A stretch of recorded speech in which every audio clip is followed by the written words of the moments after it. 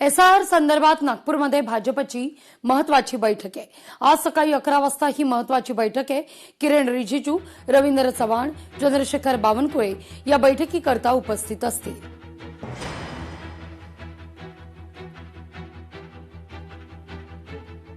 दिल्लीतल्या जंतर मंतरवरील हिंसाचाराचं प्रकरण चौकशी करता उच्चस्तरीय समिती गठीत आहे। उच्चस्तरीय समितीत 5 सदस्यांचा समावेश आहे।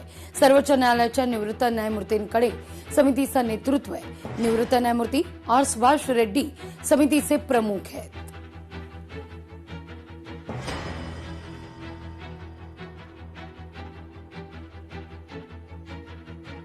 पुणे महानगरपालिकेमध्ये भाजप राष्ट्रवादी हा वाद पेटताना दिसतोय।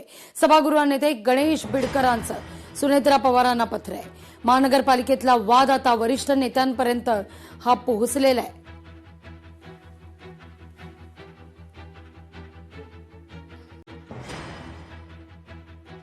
गणेश बिडकरांच्या पत्रावरून अमोल बालवडकर हे आक्रमक आहेत। अमोल बालवडकर यांचं बिडकरांच्या पत्राला प्रत्युत्तर आहे। भाजपला सत्तेचा अहंकार आलाय असं बालवडकर म्हणतात। भाजप आमच्यासोबत सुडाचं राजकारण का करतायत हा मुद्दा बालवडकरांनी उपस्थित केलाय। भारतीय जनता पक्षाचे नेते चंद्रकांत पाटील, सभागृह नेते गणेशजी बिडकर, महापौर मंजुषा नागपुरे चुकीच्या पद्धतीने माझं बजेट शून्य करण्याचा प्रयत्न केला। माझे सहकारी सुहाजी टिंगरे यांचाही आज बजेट शून्य करण्याचा त्या ठिकाणी प्रयत्न केला।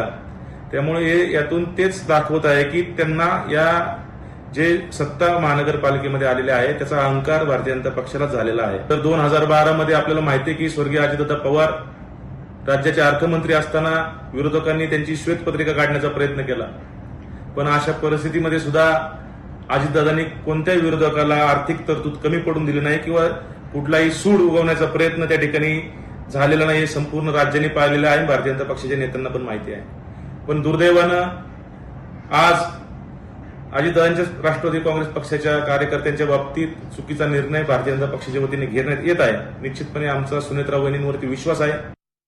अल्पवयीन बालकांवरील लैंगिक अत्याचार प्रकरण आणि या प्रकरणी आरोपी चेतन कोळी विरोधात आणखीन एक गुन्हा दाखल आहे। चेतन कोळीच्या अडचणीत वाढ होताना दिसतेय।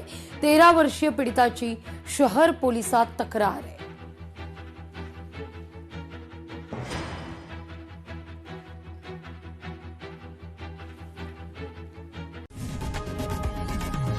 लोकशाही मराठी ऐका, पहा, जागरूक रहा।